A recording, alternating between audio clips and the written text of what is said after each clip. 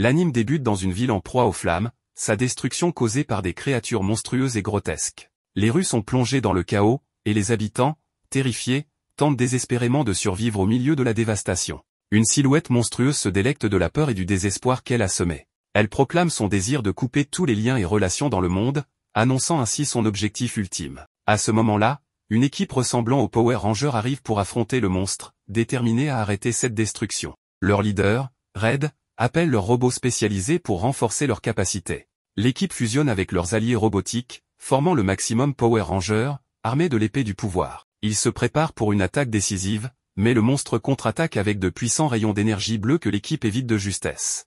Bien qu'ils parviennent à frapper le monstre, ce dernier riposte violemment, arrachant un bras du Maximum Ranger et affaiblissant considérablement leur force. Conscient de la gravité de la situation, l'équipe décide que Red doit affronter seul le monstre. Malgré les avertissements de ses coéquipiers, Red avance courageusement.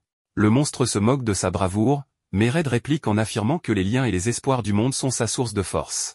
Leur affrontement final est intense, Red subissant de graves blessures. Contre toute attente, il porte un coup décisif, tuant le monstre et détruisant sa base. Épuisé et grièvement blessé, il confie l'avenir à ses camarades, semblant se sacrifier dans le processus. Dans ces derniers instants, Red exprime son désir de rester un peu plus longtemps avec ses amis. Contre toute attente, il se réveille dans un monde ancien et étrange. Désorienté, il réalise qu'il a survécu. Observant cet environnement inconnu, il murmure, incrédule, en se demandant où il se trouve et pourquoi il a été épargné. Pendant ce temps, dans une autre partie de ce monde, un être mécanique appelé Golem attaque un groupe d'aventuriers. Ces derniers luttent pour se défendre, observés par une jeune fille nommée Hydra. Déçu par leur échec, Hydra ordonne à Golem de s'arrêter et critique sévèrement les aventuriers. L'un d'eux, prétendant avoir des origines nobles, proteste, mais Hydra ignore ses revendications et ordonne à Golem de les expulser, ce qu'il fait sans hésitation. Après leur départ, Hydra contemple un portrait de son père et réfléchit à l'idée d'invoquer un aventurier. Son assistante l'interrompt, expliquant que cela est impossible, car un aventurier d'un autre monde est déjà arrivé. Ce dernier, en seulement 6 mois, a acquis une reconnaissance extraordinaire et redéfini les attentes. La scène se déplace vers une silhouette encapuchonnée approchant la zone, révélée être Red. Il remarque Golem en train d'expulser les aventuriers et engage immédiatement le combat. L'affrontement intense fait s'écraser Golem dans la résidence d'Hydra. Red avertit Hydra et son assistante de fuir, expliquant que Golem est dangereux et qu'il a une histoire d'enlèvement. Hydra, cependant, rejette son avertissement, révélant que Golem est son serviteur utilisé pour des tests. Surpris par cette révélation, Red reste concentré sur la destruction de l'entité mécanique. Pendant le combat, Hydra est stupéfaite par l'agilité et les compétences de Red. Son assistante lui murmure que cet aventurier est celui qu'ils attendaient. Retirant sa cape, Red déclare « Alors, vous avez déjà commencé à me tester ». Hydra rétorque « Non, c'est toi qui as lancé cela ».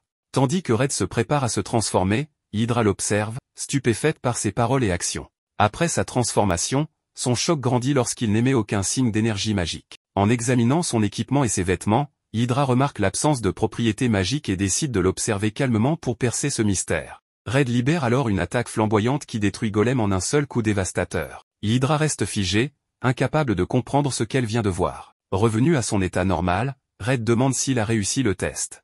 Encore sous le choc, Hydra confirme. Ravi, Red se présente, et Hydra fait de même, en présentant également son serviteur, Poséidon. Plus tard, dans le bureau d'Hydra, Red révèle qu'il vient d'un autre monde, une révélation qui stupéfie tous les présents. Hydra, cependant, trouve l'affirmation plausible, notant que ses capacités surpassent tout ce que leur monde pourrait produire. Elle ajoute que ses manières et son comportement sont également inhabituels, ce qui soutient davantage son origine. Hydra établit ensuite un parallèle avec une ancienne légende concernant un héros venu d'un autre monde qui avait jadis scellé le roi démon, laissant Red stupéfait par cette comparaison. Puis, Hydra critique ouvertement le style vestimentaire de Red, affirmant que son goût est mauvais et que tout est en rouge, cela n'est pas plaisant. Pris au dépourvu, Red explique que dans son monde, ce style était très apprécié, surtout par les enfants, et que le rouge était une couleur très populaire. Hydra rejette son explication avec désinvolture, l'incitant à se concentrer sur le travail à venir. Hydra confie à Red sa première mission, collecter du métal de mana. Curieux à propos de cette matière, Red montre de l'intérêt et demande des détails supplémentaires. L'assistant d'Hydra lui explique que le métal de mana est une substance récemment découverte, créée lorsque le mana magique qui circule à travers la Terre jaillit sous forme d'explosion avant de se solidifier en cristaux. Hydra précise qu'elle a besoin que Red rassemble ces cristaux pour ses recherches. Elle souligne également que, si les cristaux s'avéraient utiles pour la magie, ils pourraient être inestimables. En revanche, s'ils étaient dangereux, la famille royale devait être informée. L'étude du métal de mana, ajoute-t-elle, fait partie de l'héritage de sa famille et représente une responsabilité cruciale. Red, ravi par la mission, affirme avec enthousiasme qu'Hydra protège le lien entre la magie et l'humanité. Hydra acquiesce d'un hochement de tête, encouragé par son observation. Red, motivé, saute immédiatement par la fenêtre et se transforme. Stupéfaite par son action impulsive, Hydra finit par accepter de le suivre, bien qu'encore désorientée par son approche peu conventionnelle. En invoquant un véhicule propulsé par turbine, Red se prépare pour le voyage. Observant avec incrédulité, Hydra affirme que ses excentricités le rendent encore plus étrange que le métal de mana lui-même. Ignorant ces remarques, Red attrape Hydra et s'envole vers l'emplacement des cristaux. Déconcerté, Hydra insiste pour avoir des explications sur ses actions soudaines. Le duo arrive rapidement à destination. Red, rayonnant d'excitation, affirme qu'ils sont arrivés vite, vu qu'ils n'ont pas rencontré de monstres. Hydra, exaspéré, corrige son affirmation en précisant qu'ils ont affronté 3 monstres volants et qu'il a foncé dans chacun d'eux. Impassible face à ces critiques, Red continue avec enthousiasme, prêt à explorer le donjon. Hydra, s'arrêtant un instant, murmure pour elle-même que tout ce que Red fait épuise son énergie mentale et physique. Malgré tout, elle le suit à l'intérieur du donjon. Dans le site, Hydra affronte un seul monstre et le vainc avec ses sorts magiques, tandis que Red utilise ses capacités de Power Ranger pour éliminer un grand groupe de monstres avec diverses techniques. Cette performance laisse Hydra perplexe, constatant qu'il élimine un grand nombre de monstres alors qu'elle peine à en gérer un seul. Elle décide néanmoins de ne pas se plaindre, car ses efforts jouent en sa faveur. Red exécute une attaque finale avec son arme unique, annihilant tous les monstres dans une explosion. Hydra observe avec frustration, remarquant que son arme étrange détruit les monstres de manière à rendre les ressources qu'il laisse inutilisables. Une fois le combat terminé, Red affirme que ces monstres étaient incroyablement faibles, comparables aux fantassins d'un groupe appelé les coupeurs de liens. Cette remarque pousse Hydra à réfléchir sur la contradiction apparente de ses propos concernant les monstres et les coupeurs de liens. Red précise que ce groupe est dirigé par une entité qui cherche à priver les gens de leurs relations et de leurs connexions pour les contrôler. Il ajoute qu'il s'est levé pour leur faire face avec le soutien de ses amis, formant une équipe appelée les Kizuna Five. Hydra exprime son incompréhension face à ces explications. Red continue en expliquant que tout cela s'est passé 6 mois avant son arrivée dans ce monde. Il exprime l'espoir que ses amis soient en sécurité.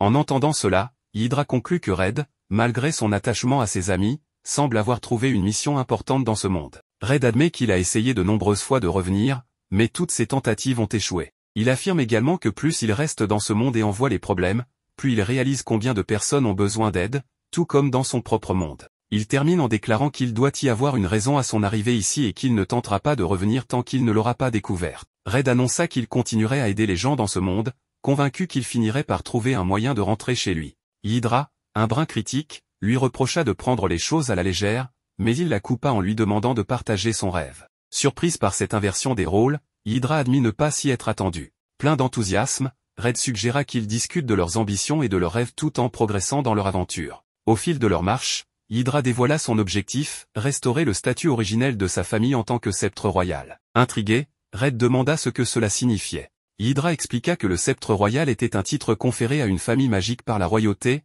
les chargeant de superviser les études magiques pour le bien du royaume. Pendant des générations, sa famille, les Arvoln, avait honoré ce rôle avec fierté, apportant joie et prospérité au peuple. Cependant, elle évoqua un événement tragique survenu 10 ans auparavant. Son père, leader de leur famille, avait perdu une bataille pour conserver ce titre, ce qui entraîna leur exil. Le sceptre royal actuel, expliqua-t-elle, utilisait la magie pour s'enrichir en soutenant chevaliers et nobles à des fins personnelles. Hydra jura de tout faire pour récupérer ce titre et l'utiliser à nouveau pour aider le peuple. Elle conclut avec passion, « C'est mon rêve ». Touché par ces paroles, Red resta sans voix. Percevant sa réaction, Hydra ajouta, « C'est un rêve enfantin.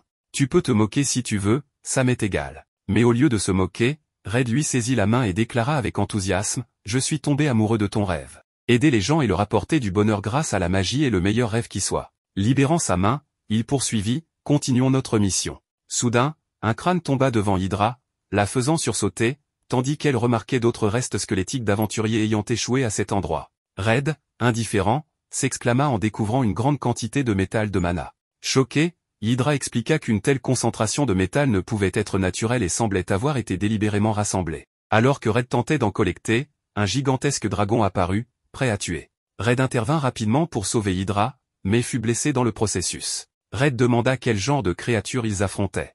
Hydra expliqua qu'il s'agissait d'un dragon magique ancien, réputé pour habiter ces ruines. Red déduisit que ce dragon avait rassemblé le métal et éliminé les aventuriers qui s'en approchaient. Malgré ses blessures, il se prépara à combattre. Hydra tenta de l'arrêter, arguant qu'il risquait sa vie inutilement.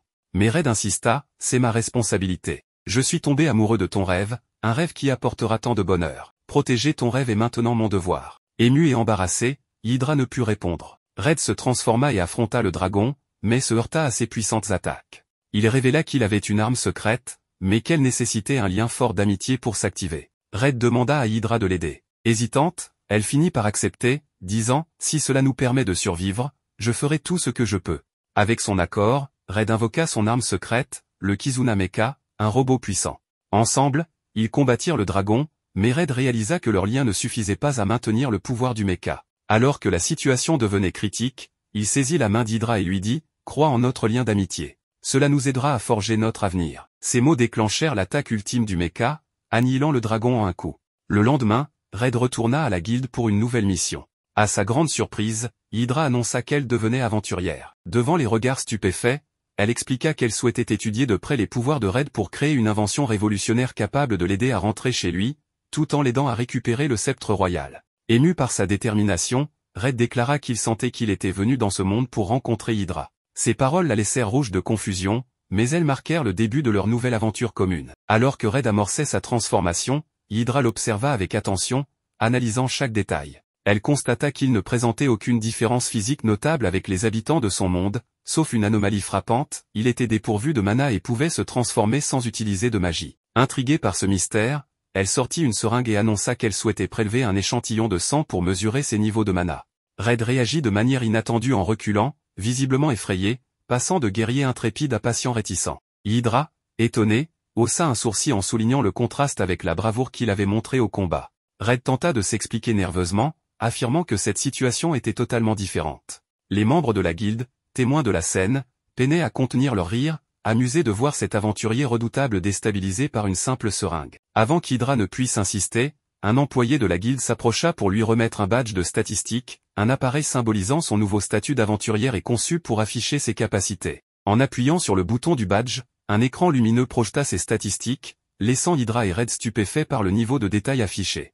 L'employé de la guilde expliqua qu'en tant que membre de la prestigieuse famille Arvoln, Hydra possédait naturellement une intelligence exceptionnelle et une grande maîtrise de la magie. Red, enthousiaste, la félicita chaleureusement en exprimant sa conviction qu'elle deviendrait le prochain sceptre royal. Il loua ses capacités magiques, qu'il qualifia d'extraordinaires. Gêné par ses éloges, Hydra balaya ses compliments d'un geste en affirmant qu'il exagérait. Curieuse des statistiques de Red, elle décida de les consulter elle-même, persuadée qu'elles éclaireraient ses pouvoirs. Lorsque les données s'affichèrent, l'expression d'Hydra passa à la stupéfaction.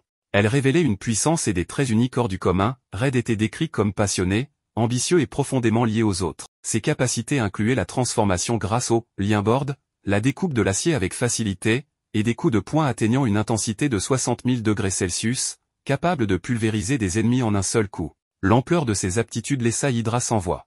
Red, inquiet, voulut savoir ce qui n'allait pas. Hydra répondit que les données étaient totalement incompréhensibles, bien au-delà de ses attentes. Avant qu'il ne puisse réagir, deux aventuriers entrèrent brusquement dans la guilde. Ils s'étaient déjà confrontés au golem d'Hydra, et leur colère était dirigée contre elle. Ils exigeaient son expulsion de la guilde, mais Hydra, ne les reconnaissant même pas, répondit d'un ton désinvolte qu'elle ne pouvait se souvenir de tous les aventuriers qu'elle avait rejetés, tant ils étaient nombreux.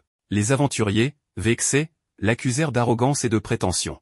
Ils se tournèrent vers Red, l'avertissant de se méfier d'elle, avant de faire mine de partir. Red intervint pour défendre Hydra, reconnaissant son caractère brusque et dur, mais insistant sur le fait qu'elle était fondamentalement bienveillante et sincèrement soucieuse d'aider les autres. L'un des aventuriers, sceptique, ricana et affirma que Hydra n'était que la fille du lâche magicien Audi et qu'elle ne serait jamais une véritable aventurière. Cette insulte heurta profondément Hydra, la laissant momentanément sans voix.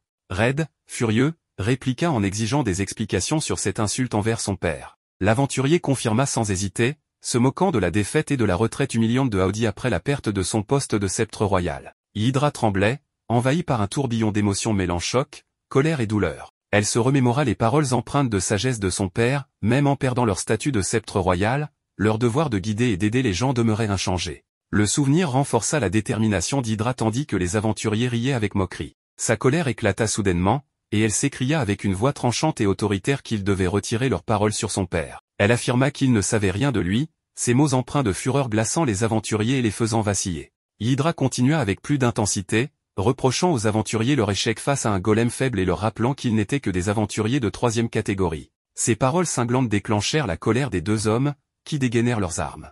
Avant que la situation ne dégénère, Red proposa une solution inattendue, régler le conflit par une mission. Cette suggestion surprit tout le monde. Il expliqua qu'un monstre puissant était apparu dans un donjon et proposa que le premier à le vaincre serait déclaré vainqueur. Hydra précisa les conditions, si elle et Red gagnaient, les aventuriers devraient présenter leurs excuses pour leurs remarques sur son père et promettre de ne plus jamais en parler en mal. Elle ajouta qu'en cas de défaite, elle accepterait de faire tout ce qu'il voudrait. Les aventuriers, confiants dans leur expérience dans le donjon, acceptèrent sans hésitation, convaincus de leur avantage. Hydra remarqua leur assurance et en conclut qu'ils devaient bien connaître cet endroit. Une fois dans le donjon, les deux équipes se séparèrent. Les aventuriers évitèrent les chemins les plus dangereux, tandis que Red, en se transformant, libéra une vague d'énergie si intense qu'elle provoqua une petite explosion, attirant l'attention des monstres environnants. Rapidement, les deux groupes furent encerclés, et une bataille féroce s'engagea. Les aventuriers, initialement confiants, luttèrent bientôt pour leur survie face à la horde de créatures. Red, grâce à ses capacités uniques, élimina les monstres avec aisance. Lorsque la situation devint critique, Hydra demanda à Red d'utiliser son arme magique pour conclure rapidement le combat. Red invoqua son Kizuna, mais sa taille massive le bloqua dans les passages étroits du donjon. Frustré, il abandonna l'arme et poursuivit le combat à pied. Hydra le rassura en notant que de nombreux monstres avaient déjà été écrasés sous le poids du Kizuna lors de son invocation. La bataille fit rage, et les aventuriers furent submergés. Sur le point d'être vaincus, ils furent sauvés par Hydra, qui utilisa sa magie pour éliminer les créatures menaçant leur vie. Abasourdis, ils lui demandèrent pourquoi elle les avait aidés malgré leurs insultes. Hydra, tiraillée, répondit qu'elle ne pouvait abandonner quelqu'un qu'elle était en mesure de sauver, en hommage aux enseignements de son père. Elle rappela que son père croyait inébranlablement au devoir de guider et d'aider les autres, quelles que soient les circonstances. Fixant les aventuriers avec détermination, elle affirma qu'elle ne les laisserait pas mourir tant qu'ils ne se seraient pas excusés pour leurs paroles irrespectueuses. Déterminée, Hydra reprit le combat, indifférente aux provocations. L'un des aventuriers murmura qu'elle n'était pas si gentille que ça. Red, amusé, rétorqua qu'elle était plus belle qu'elle n'était gentille, ce qui fit rougir Hydra. Agacé, un aventurier s'écria qu'il devait arrêter de flirter en pleine bataille. Soudain, un immense monstre étrange fit son apparition, répétant sans cesse le mot trésor tout en transportant un coffre sur son dos. Il devint évident que la créature était la cible de la mission. Ni les aventuriers ni Hydra n'avaient jamais vu un tel monstre auparavant, et même les monstres environnants s'enfuirent, terrifiés par son apparition. Red avertit Hydra, soulignant que la créature émettait une aura puissante, comparable à celle d'un général. Mais les aventuriers se moquèrent, accusant Red et Hydra de peur, et rappelèrent que vaincre ce monstre leur garantirait la victoire. En attaquant, ils furent rapidement surpassés, le monstre brisa leurs armes d'un seul coup et faillit les tuer avant que Red n'intervienne pour les sauver. Red fut impressionné par la robustesse du monstre, qui lui rappela une créature similaire qu'il avait affrontée dans son passé. Il se remémora une bataille où son ami Blue, presque vaincu, avait trouvé la force de continuer grâce à sa confiance en lui. Revenant au présent, Red fut interrompu par Hydra, qui l'exhorta à trouver un moyen de surmonter la résistance de la créature. Red se souvint alors de sa deuxième arme secrète, le Victory Kizuna. Sans tarder, il sort un gadget et invoque le Victory Kizuna. Red expliqua que pour que le Victory Kizuna fonctionne pleinement, il devait synchroniser son cœur avec ses alliés. Il demanda l'aide des aventuriers,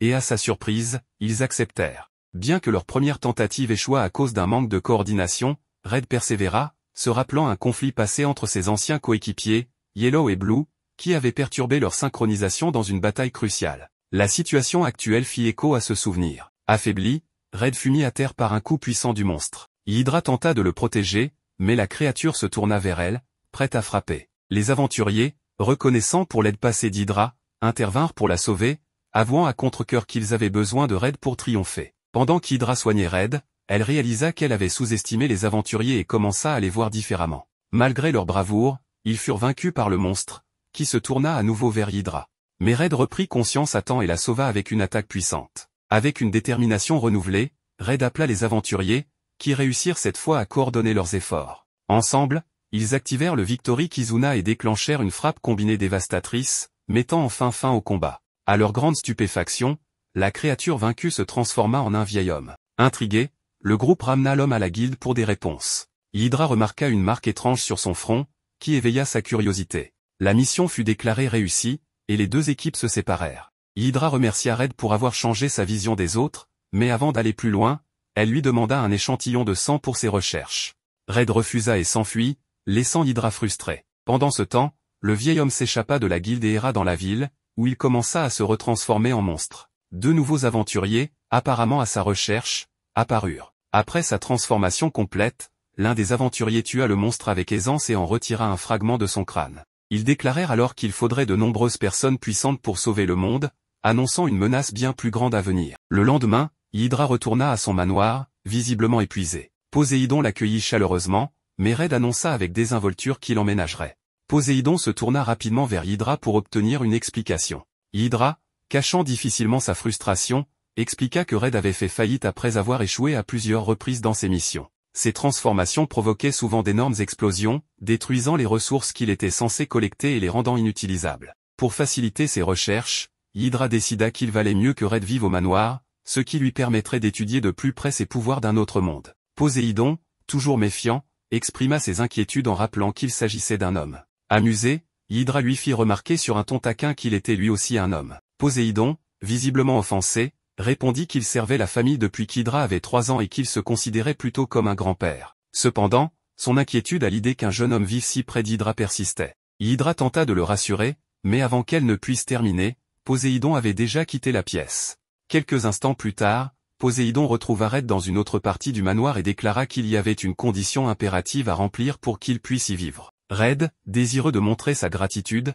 accepta immédiatement. À sa grande horreur, Poséidon sortit une paire de ciseaux et exigea qu'il le laisse couper ses affaires. Paniqué, Red hurla tandis que Poséidon le poursuivait dans la pièce, ciseaux en main, déterminé à imposer son étrange décret. Leur affrontement chaotique fut interrompu par le son de la sonnette. Une jeune femme, accompagnée d'un homme au regard sévère, entra dans le manoir. La femme, observant la scène avec amusement, déclara qu'ils avaient l'air bien agités. Elle se présenta sous le nom de Teltina, princesse, et Logimiste, héros. Logi, d'un ton agressif, annonça que quiconque approcherait la princesse perdrait la tête. Teltina, imperturbable, le réprimanda en lui rappelant qu'ils étaient invités et qu'ils devaient se montrer plus aimables pour être admirés comme un véritable héros. Logi, indifférent, rétorqua qu'il ne se souciait de personne d'autre et que seule la princesse comptait pour lui. Après les présentations, la princesse Teltina expliqua qu'elle avait besoin de l'expertise d'Hydra pour analyser un objet mystérieux. Red reconnut immédiatement l'objet et fit remarquer qu'il ressemblait au fragment qu'ils avaient vu incrusté dans la tête du vieil homme. Teltina, surprise, leur demanda ce qu'ils savaient à ce sujet. Hydra expliqua qu'ils avaient rencontré le vieil homme lors d'une mission, l'avaient vaincu et l'avaient emmené à la guilde avant qu'il ne disparaisse mystérieusement. Teltina les rassura en disant que le vieil homme allait bien et exprima sa surprise en apprenant que c'était eux qui l'avaient vaincu. Elle reconnut spécifiquement le rôle de Red dans la victoire, ce qui poussa ce dernier à raconter avec enthousiasme comment il avait utilisé son attaque ultime pour terrasser le vieil homme. Avant qu'il ne s'étende trop, Hydra l'interrompit brusquement, rappelant qu'il n'avait pas le temps pour une longue explication. Impressionnée par l'héritage familial d'Hydra, la princesse Teltina déclara qu'elle était convaincue qu'il serait capable de percer les mystères des graines de mana. Intriguée, Hydra demanda plus d'informations. Teltina expliqua que les fragments, appelés graines de mana, pouvaient accorder à leurs hôtes des pouvoirs magiques immenses, amplifiant leurs capacités pour accomplir leurs désirs les plus profonds, qu'ils soient nobles ou malveillants. Ce phénomène était connu sous le nom de sort privilégié. Red, curieux, voulut comprendre en quoi cela différait des sorts magiques qu'Hydra maîtrisait. Teltina expliqua que le sort privilégié était un pouvoir distinct, capable de façonner directement la réalité en exaucant les désirs de l'utilisateur. Elle donna des exemples, une personne désirant une richesse immense pourrait transformer tout en or, tandis qu'une autre souhaitant protéger quelque chose pourrait créer des murs impénétrables. Hydra trouva cela d'abord attrayant, mais la princesse révéla rapidement une sombre réalité. Une fois fusionnées avec un hôte, les graines de mana prenaient progressivement le contrôle de son corps, le transformant en un monstre incontrôlable et extrêmement puissant. Hydra, alarmée, demanda pourquoi la famille royale n'avait pas interdit l'usage des graines de mana malgré leur danger. La princesse admit que le sceptre royal actuel était probablement impliqué dans leur propagation. Cette révélation choqua Hydra, qui se mit à réfléchir intensément. La princesse précisa que, bien qu'il n'existe pas de preuves solides, les graines de mana étaient extrêmement coûteuses et accessibles uniquement aux nobles. Le sceptre royal, tout en étant conscient de leur danger, fermait les yeux et permettait leur diffusion. Red, enflammé, déclara qu'il fallait découvrir la vérité derrière cette conspiration. La princesse l'avertit toutefois de ne pas agir imprudemment. Elle expliqua que le sceptre royal détenait une immense influence, soutenue par de puissants nobles et certains membres de la famille royale. Une action irréfléchie pourrait avoir des conséquences catastrophiques. Certains royaux étaient même soupçonnés d'utiliser les graines de mana pour leurs propres intérêts, augmentant leur pouvoir pour opprimer le peuple. Déterminée, la princesse annonça son intention de mettre fin à cette situation, quitte à s'opposer à sa propre famille. Elle précisa qu'elle avait sollicité l'aide de membres de l'ancienne famille du sceptre royal. Hydra, résolue, déclara qu'en tant que membre de la famille Arphalen, elle ne pouvait pas rester passive face à la corruption de la magie. Sa réponse ravit la princesse, tandis qu'Hydra y voyait une opportunité d'atteindre deux objectifs, éliminer le sceptre royal corrompu et renforcer son influence parmi les nobles. Red, enthousiaste, déclara qu'il participerait également. Hydra, souriante, lui répondit qu'elle s'y attendait. La princesse, ravie, exprima sa gratitude, affirmant que plus ils auraient d'alliés, plus leur cause serait forte. Cependant, Logi n'apprécie pas cette idée et refuse qu'un simple aventurier accompagne la princesse dans ses voyages. La princesse, consciente que ce n'est pas la véritable raison, lui demande d'être honnête. Logi avoue qu'il ne veut pas que quelqu'un d'autre perturbe leur voyage à deux. Il ajoute qu'il est la seule épée dont elle aura jamais besoin. Red se demande si Logi pense qu'il va les ralentir et déclare qu'il leur prouvera qu'ils ont besoin de sa force. Les deux décident alors de se battre. La princesse trouve cette idée mauvaise et explique à Hydra que Logi a obtenu le titre de démon de l'épée solitaire en tant qu'aventurier. Il a capturé de nombreuses primes de grande valeur et possède le trésor divin légendaire comme arme, l'épée qu'utilisait le héros pour sceller la reine démoniaque. Elle précise qu'il est le plus fort des épéistes, maniant l'arme la plus puissante, et que personne dans leur monde ne peut le vaincre. Hydra se réjouit que Red ne soit pas originaire de leur monde. Red fixe les conditions du duel, s'il gagne, Logi le laissera accompagner la princesse, mais s'il perd, il promet de ne plus jamais montrer son visage. Les deux acceptent. Red se transforme en rangeur, ce qui n'étonne pas Logi mais excite la princesse. Ils croisent le fer, et Red réalise que Logi est plus fort qu'un général ennemi. Logi reconnaît également que Red n'est pas un amateur et décide de prendre le combat au sérieux, modifiant la forme de son épée pour attaquer. Red, décidé à riposter, invoque son gigantesque mecha. Logi est surpris par cette énorme machine qui le fait paraître minuscule. Hydra et Teltina se trouvent à l'intérieur du mecha, et Teltina s'excite, curieuse de savoir ce que c'est.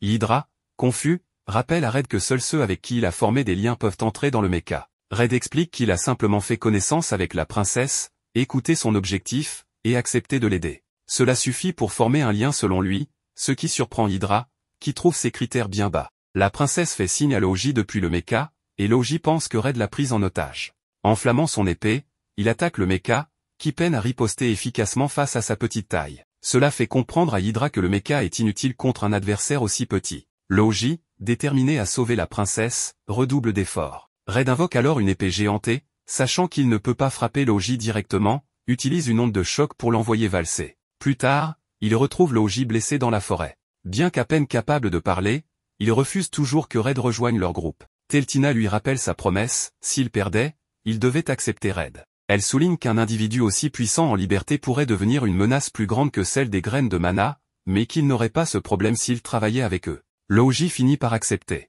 Après cela, Hydra et les autres reprennent leur voyage. Sur le chemin, la princesse annonce qu'ils se dirigent vers Akalina, où le seigneur est soupçonné de posséder une graine de mana. À leur arrivée, elle note que la ville, habituellement animée et diversifiée, est étrangement déserte. Intrigués, ils se demandent ce qui se passe. Hydra pense qu'ils ne pourront pas interroger qui que ce soit sur le seigneur dans ces conditions.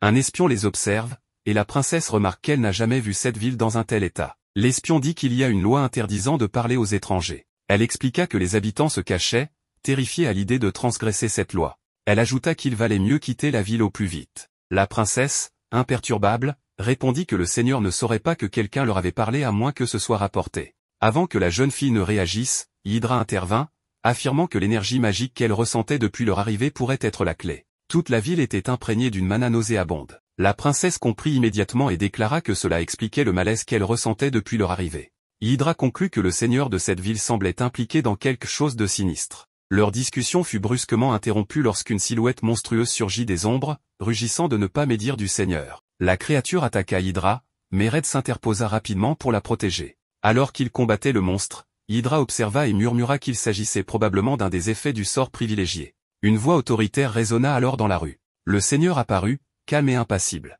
En observant le groupe, il reconnut qu'il connaissait le sort privilégié et se présenta avec un sourire glacial. Il demanda qui ils étaient. La princesse répondit avec assurance qu'elle était la princesse Teltina, troisième princesse de l'Empire d'Avalo, et qu'elle ne tolérerait pas l'oppression de son peuple par la magie. Elle ordonna qu'il cesse immédiatement d'utiliser les graines de mana et qu'il s'en débarrasse. Le seigneur sourit devant son audace, affirmant qu'il n'opprimait pas mais apportait paix et ordre à une ville autrefois chaotique. Ce qu'elle appelait oppression, il le considérait comme de la gouvernance. Red, frustré, l'interrompit pour l'accuser de menacer et contrôler son peuple avec la magie, qualifiant cela de tyrannie. Ignorant Red, le seigneur expliqua que la plupart des habitants étaient autrefois perdus, sans espoir ni raison de vivre. Selon lui, il avait planté les graines de la discipline, les guidant vers un avenir meilleur. Red répliqua en affirmant que ces graines avaient figé le peuple dans la peur et leur avaient volé leur liberté. Il ajouta que guider son peuple signifiait respecter leur volonté et leur permettre de vivre sans crainte. La princesse, appuyant Red, déclara que maintenir paix et ordre nécessitait de prendre en compte les besoins et désirs du peuple.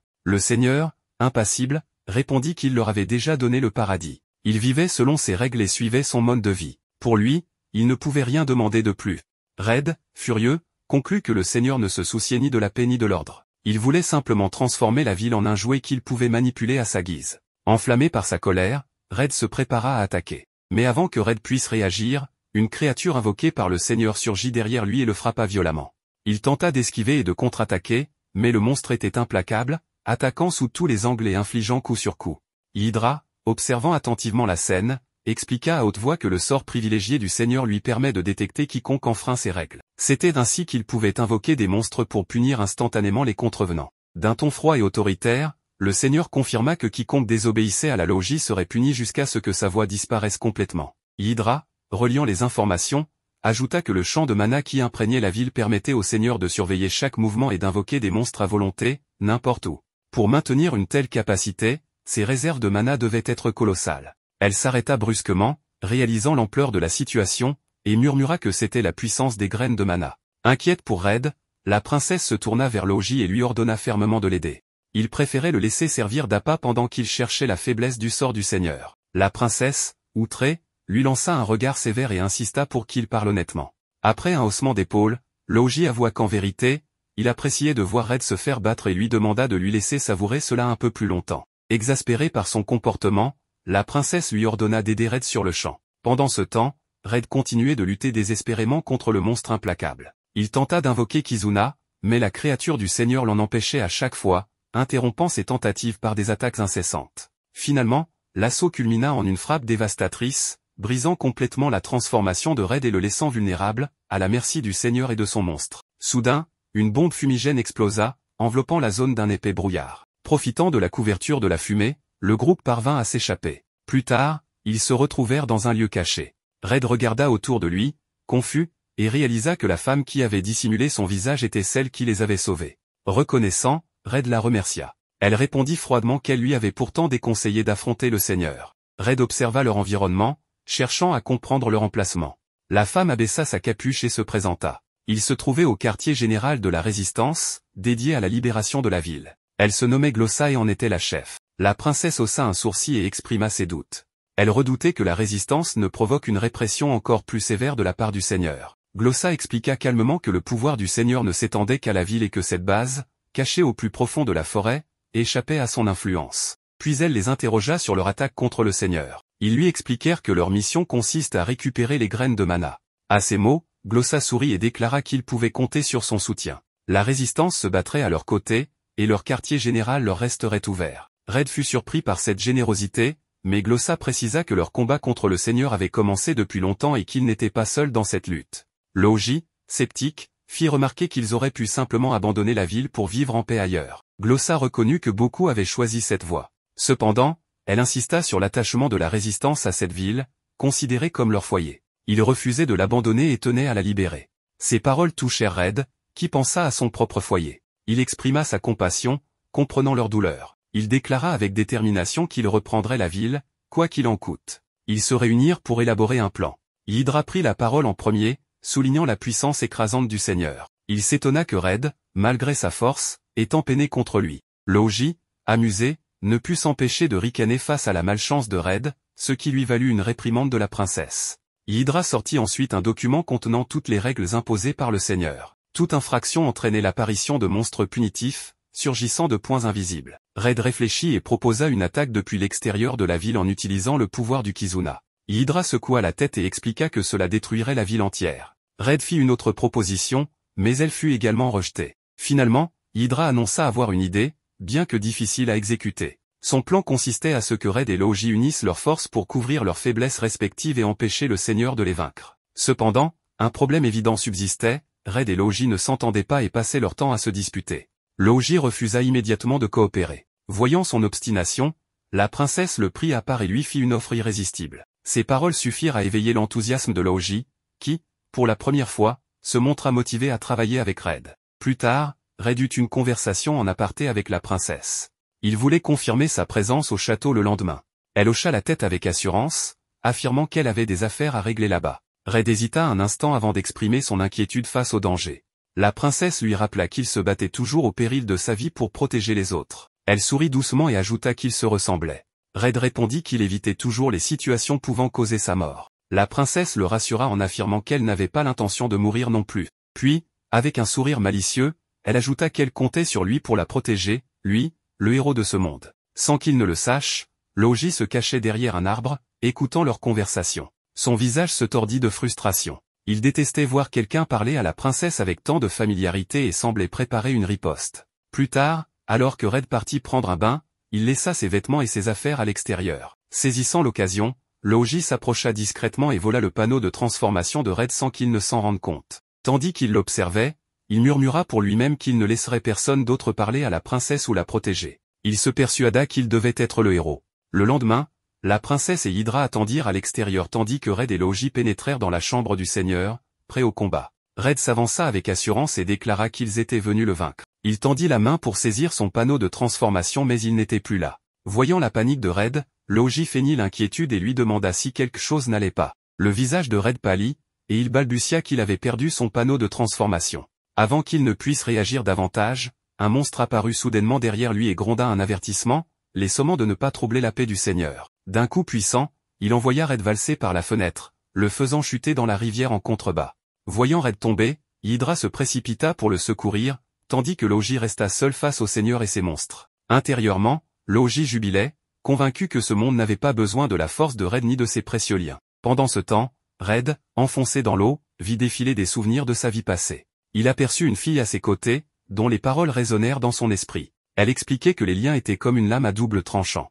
Mal employés, ils pouvaient causer des souffrances, mais bien utilisés, ils avaient le pouvoir de sauver. À moitié conscient, Red sentit ces paroles résonner en lui. Il reprit connaissance et remercia immédiatement Hydra de l'avoir sauvé. En se redressant, il exprima immédiatement son inquiétude pour Laoji et la princesse. Irrité, Hydra s'exclama, frustré qu'il ne pense pas à sa propre récupération en premier. La scène bascula vers la princesse qui avertissait urgemment Laoji que le plan avait échoué et qu'il devait battre en retraite. Mais Laoji, empli d'orgueil, répliqua avec confiance qu'il était son héros et qu'il allait vaincre le seigneur. Déterminé, Laoji leva son épée sacrée et lança une série d'attaques dévastatrices.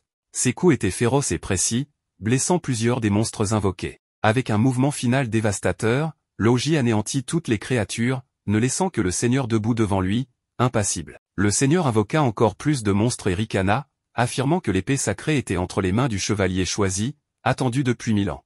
En entendant cela, Laoji fut ramené à un souvenir, se rappelant la première fois qu'il avait rencontré la princesse. Il avait été un paria, vivant dans les ruelles, rejeté par la société. La princesse s'était approchée de lui, le regardant droit dans les yeux et lui annonçant qu'il était destiné à manier l'épée sacrée. Laoji avait ricané à ces paroles, prétendant ne jamais pouvoir manier une telle épée sans mana. Mais la princesse avait souri et expliqué que l'absence de mana en lui faisait de lui le porteur parfait. L'épée, forgée en fusionnant cet élément spirituel, absorbait le mana de quiconque tentait de la tenir. Même les chevaliers les plus puissants la craignaient, car elle drainait leur mana. La réalisation frappa Laoji, son absence de mana le qualifiait pour manier cette épée. La princesse avait acquiescé, exprimant le besoin de sa présence pour sauver le monde. Laoji avait résisté, exprimant son amertume envers un monde qu'il avait rejeté et maltraité. La princesse, percevant sa douleur, l'avait doucement enlacé, reconnaissant la colère qu'il portait en lui. Elle lui avait dit qu'au fond, son désir était d'être accepté pour ce qu'il était. Laoji, enflammé par la colère, avait nié, mais la princesse était restée calme et sincère. Elle lui avait demandé d'être véridique et lui avait promis de rester à ses côtés pour toujours. De retour dans le présent, Laoji serra les poings, ses yeux brillants de détermination. La princesse lui avait offert un nouveau chemin. Animé par cette pensée, il décida de libérer le monde des graines de mana. Avec un cri de guerre, il lança une attaque dévastatrice, incinérant les monstres invoqués. Le seigneur, impassible, applaudit avec moquerie, signalant une erreur critique de Laoji. En se retournant, Laoji vit des monstres se rapprocher de la princesse, prêts à frapper. Sans hésitation, il se jeta devant elle, utilisant son corps comme bouclier. Les monstres attaquèrent sans pitié, le frappant avec une force implacable. Le seigneur ricana, soulignant que Laoji n'avait jamais appris à se battre tout en protégeant quelqu'un d'autre. Subissant les assauts, Louji murmura à la princesse de s'enfuir à la première ouverture possible. La princesse, calme et sûre d'elle, lui rappela qu'ils avaient des alliés. Red fit irruption, attaquant les monstres avec force. Hydra suivit, installant une barrière protectrice et tentant de soigner Louji. Celui-ci refusa l'aide, insistant pour que la princesse soit mise en sécurité. Ses blessures étaient graves, et son corps flancha. Red le retint pour l'empêcher de tomber, mais Louji le repoussa. Dans cette lutte, la planche de transformation de Red glissa de sa poche, attirant l'attention de tous. La princesse remarqua que Louji la possédait. Pris au dépourvu, il hésita avant d'avouer sa peur. Il craignait que Red, avec son pouvoir des liens et son absence de mana, lui vole sa place de héros. La princesse prit sa main, lui assurant qu'il restait irremplaçable à ses yeux. Alors qu'il partageait ce moment, la barrière d'Hydra se fissura sous les assauts. Red proposa une alliance, convaincu qu'il était temps d'aller de l'avant.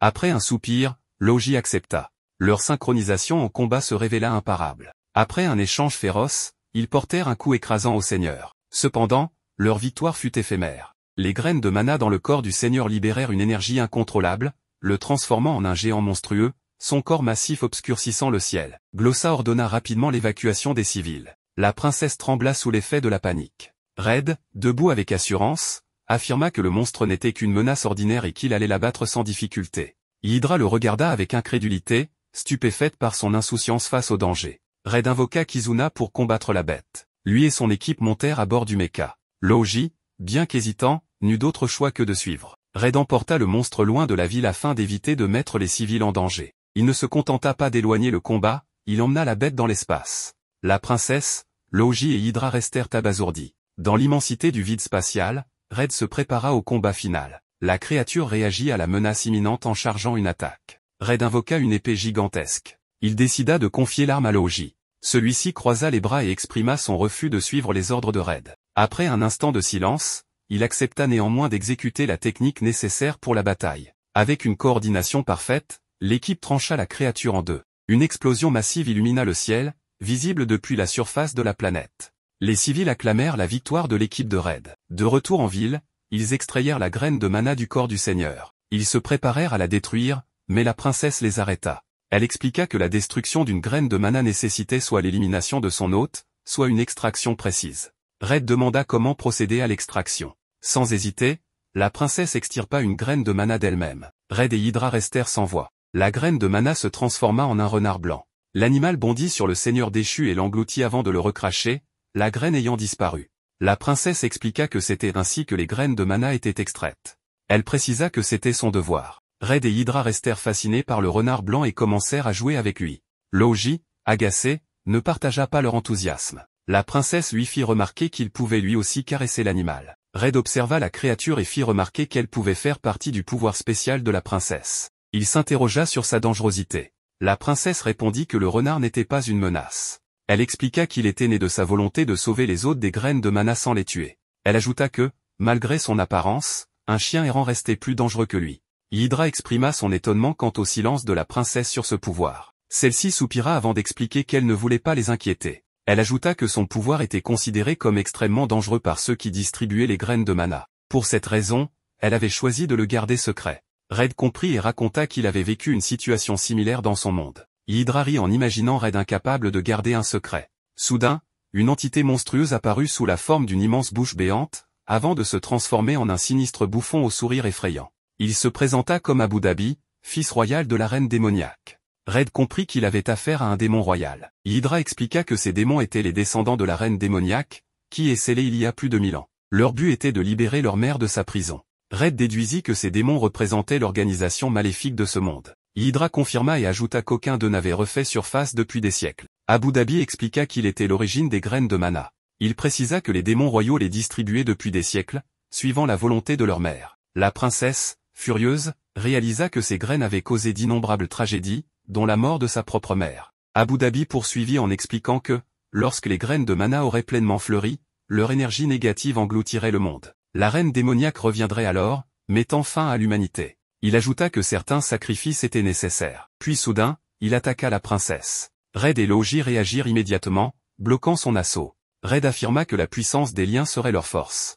Abu Dhabi rit et décida de leur montrer son propre pouvoir. D'innombrables bouches géantes apparurent, libérant une horde de créatures monstrueuses. Red, Hydra et la princesse restèrent figés d'horreur. Ces monstres n'étaient pas de simples bêtes. Ils étaient les membres de la résistance, y compris Glossa. Red comprit avec effroi qu'Abu Dhabi leur avait administré une mauvaise dose de graines de mana, les transformant en bêtes sauvages. La rage l'envahit. Il invoqua son épée et attaqua férocement. Mais Abu Dhabi se montra incroyablement puissant et repoussa chaque coup sans effort. Pendant ce temps, la princesse enleva les graines de mana des habitants. Toutefois, le processus avait un coût élevé. La princesse s'effondra au sol, son corps incapable de supporter l'afflux massif de mana qu'elle avait absorbé. Hydra remarqua immédiatement son état et courut à ses côtés. Hydra proposa d'utiliser l'épée sacrée pour absorber le mana, avec urgence.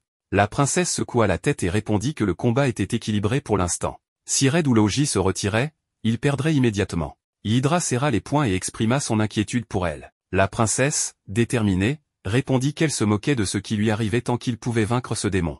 Sur le champ de bataille, Abu Dhabi éclata de rire, amusé par la souffrance autour de lui. Cette réaction mit Red en colère. Abu Dhabi esquissa un sourire moqueur et expliqua que ces gens voulaient du mana pour protéger leur ville, mais leur véritable désir avait été révélé, et ils détruisaient eux-mêmes leur cité. C'était pathétique et hilarant. Red serra les dents et répliqua qu'ils avaient été trompés. Le démon haussant les épaules, expliqua qu'il n'avait fait que leur montrer la vérité. Si leur désir n'était pas exposé maintenant, il l'aurait été tôt ou tard. Il ajouta que les démons et les humains étaient différents, et que son seul but était de ressusciter la reine démoniaque, sa mère, qu'il cherchait à revoir sourire depuis 1000 ans. Red hésita un instant, les paroles du démon résonnant en lui. Même les ennemis avaient des liens et des souvenirs. Des images de son passé lui revinrent, des expériences douloureuses et des batailles menées aux côtés de son ancienne équipe. Il connaissait la puissance des liens, mais sa résolution se raffermit. Il déclara qu'il devait briser ces liens s'ils étaient mauvais et nuisaient aux innocents. Il invoqua le moteur à turbine et activa sa puissance maximale. Il fonça sur Abu Dhabi et trancha les mains spectrales du démon qui tentait de l'immobiliser.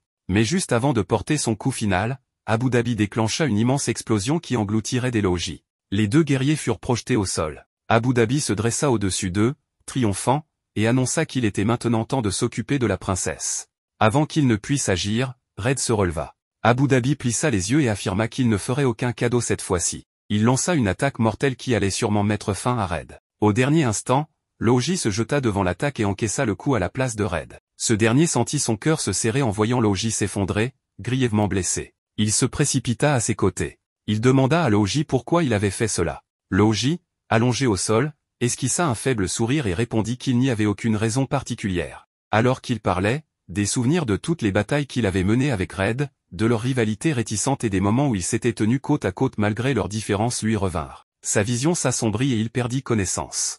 Abu Dhabi observa la scène avec amusement. Il se réjouit que l'épée de Red ait absorbé une partie de l'attaque, lui permettant de survivre. Mais il précisa que cela ne changeait rien, ils allaient tous mourir ici. La rage de Red atteignit son paroxysme. Il déclara qu'il ne laisserait plus jamais personne mourir devant lui. Une énergie étrange et inconnue jaillit de son corps, libérant une force écrasante qui stupéfia même le démon. Avant qu'Abu Dhabi ne puisse réagir, Red le frappa de plein fouet, l'envoyant voler en arrière. Le démon grogna de frustration et se lamenta sur la soudaine augmentation de force des étrangers. Une nouvelle présence se manifesta alors. Une silhouette mystérieuse, qui avait observé la bataille depuis l'ombre, s'avança et lança un puissant sort sur la ville. En quelques instants, les derniers monstres furent éradiqués. Les yeux d'Hydra s'écarquillèrent sous le choc avant que son expression ne se transforme en colère. Elle demanda à la silhouette ce qu'elle faisait ici. La personne s'avança et esquissa un sourire froid, saluant Hydra avec des paroles dédaigneuses. Elle révéla son identité en tant que sceptre royal, et les autres réalisèrent qu'elle était quelqu'un qu'Hydra connaissait personnellement. Abu Dhabi, mécontent, claqua les doigts et exprima son agacement. Il se dit qu'il allait partir, regrettant d'avoir à quitter cette scène intéressante. Red et Chemiazal tentèrent de l'empêcher de fuir, mais le démon disparut avant qu'il ne puisse l'atteindre. Après le combat, Logi reprit lentement connaissance. Sa vision trouble lui permit de voir la princesse appuyée sur son épée, luttant pour rester debout. Rongé par la culpabilité, il murmura des excuses à la princesse. La princesse secoua faiblement la tête et répondit qu'elle lui avait ordonné de partir. Non loin de là, Glossa ouvrit également les yeux. Elle se tourna vers Hydra et la remercia de les avoir sauvés. Hydra, frustré, répondit que ce n'était pas la peine de les remercier, car ils n'étaient pas assez forts. La ville était en ruine, et ils n'avaient pas réussi à vaincre le démon. Glossa, cependant, s'y opposa fermement et souligna que tout ce qui s'était passé était de leur faute. Ils avaient cherché le pouvoir trop facilement, et c'était le prix à payer. Mais ils allaient prendre leurs responsabilités et reconstruire la ville. La prochaine fois, elle serait aussi animée qu'avant. Red resta silencieux, pensif. Hydra le remarqua et lui demanda ce à quoi il pensait. Red finit par parler, hésitant. Il expliqua qu'Abu Dhabi avait parlé des étrangers comme s'il n'était pas le seul. Cela signifiait qu'il avait déjà affronté d'autres personnes venues d'autres mondes avant lui. Il chercha une réponse auprès d'Hydra. Hydra hésita un instant et répondit qu'il y avait une rumeur selon laquelle le héros qui avait scellé la reine démoniaque il y a 1000 ans venait aussi d'un autre monde. Les yeux de Red s'agrandirent sous le choc. Il demanda ce qu'il était devenu, si ce héros était retourné dans son monde. Hydra secoua la tête et expliqua qu'il n'y avait aucune trace de son sort. L'histoire disait seulement qu'il avait scellé la reine démoniaque, rien de plus. Avant qu'il ne puisse continuer, Shemiazal les interrompit. Elle annonça que la princesse était blessée et qu'il devait l'emmener à la capitale pour la soigner immédiatement. Il devait aussi les accompagner pour faire leur rapport. Red s'alarma et demanda si la princesse était en danger. Shemiazal croisa les bras et expliqua que l'énergie négative absorbée par la princesse avait rendu sa graine de mana instable, ce qui la rendait agressive. Hydra exprima ses préoccupations concernant le temps nécessaire pour atteindre la capitale par voie terrestre. Shemiazal sourit et proposa une solution. Elle leva la main et lança un sort de téléportation, transportant instantanément le groupe dans la capitale royale. L'air était glacial et la neige recouvrait la ville. Shemiazal les regarda et leur souhaita la bienvenue au palais royal. Hydra, cependant, resta silencieuse. Shemiazal haussant un sourcil, lui demanda si cet endroit ne lui était pas inconnu. Après que Shemiazal, le sceptre royal, ait soigné la princesse, elle reprit connaissance. Loji se précipita immédiatement vers elle et la serra dans ses bras, soulagée. Les autres l'écartèrent rapidement, inquiets de son état fragile. Red observa Shemiazal avec préoccupation.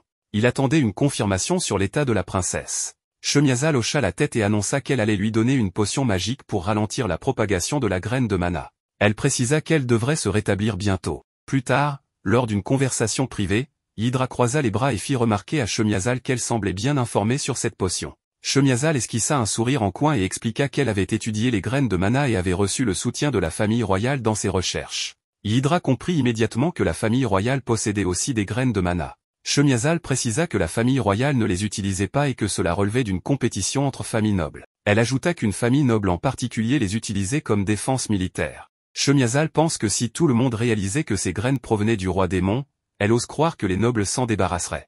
Shemiazal changea de sujet et informa que, puisque la princesse se rétablissait, le rapport officiel serait reporté. Elle invita Red et Hydra à rester à l'Académie royale pour la nuit.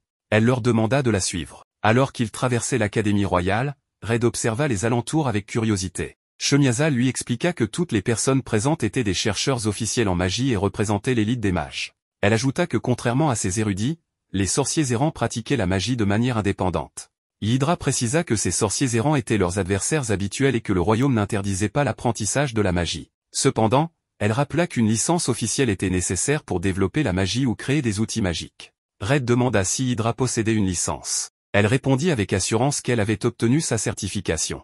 Elle ajouta que même avec une licence, les recherches devaient être approuvées par la tour royale, qui fonctionnait sous la supervision du sceptre royal. Shemiazal confirma cette idée et affirma que son objectif était la domination et le contrôle absolu du développement de la magie et de sa technologie. Hydra croisa les bras et exprima son désaccord en affirmant que la magie devait être utilisée pour aider les gens ordinaires et apporter du bonheur à la société. Shemiazal éclata de rire froidement et moqueusement.